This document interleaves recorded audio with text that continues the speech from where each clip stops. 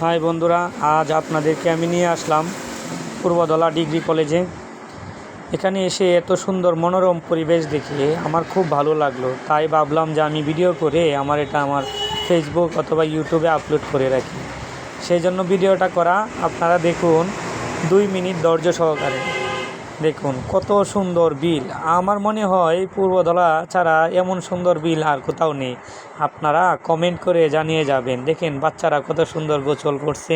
আমারও ইচ্ছা হচ্ছিল যে নিচে নেমে গোসল করি। যাই হোক, এখানে আর গেলাম না। এখন আপনাদেরকে আমি নিয়ে যাব কিভাবে ছোটদের বাচ্চাদের নাগর দোলার মতো দুলতে হয়। এখন দেখবেন আমি সেই দুলন খাওয়া জায়গায় আমি যাচ্ছি। দেখেন আপনারা ধৈর্য সহকারে। আরে কে আবার? এই তো দেখা যায় আমার বাড়িউলি। হ্যাঁ হ্যাঁ হ্যাঁ হ্যাঁ, এই উল্টে পড়ে গেল রে বাবা। পড়ো না পড়ো না পড়ো না, তোমরা আলাদা বসে থাকো, ওদেরকে বিরক্ত করো না। আমি আসছি, দাঁড়াও, আসছি। যাই হোক, এখন আমি যাব। এই যে উঠলাম, ঠিক একটা উল্টো করে এমন এক ডিগবাজি দিব যে ডিগবাজি দিকে আপনারা সবাই হতবাক হয়ে যাবেন।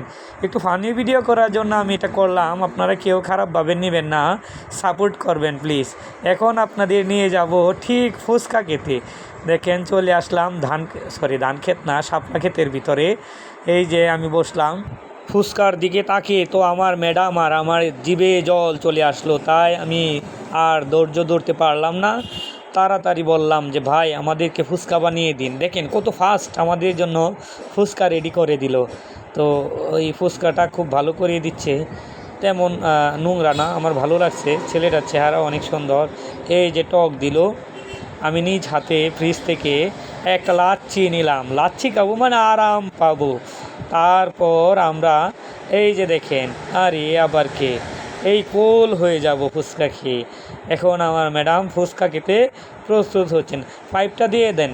হ্যাঁ ঠিক আছে ম্যাডাম, ঠিক আছে, ওকে।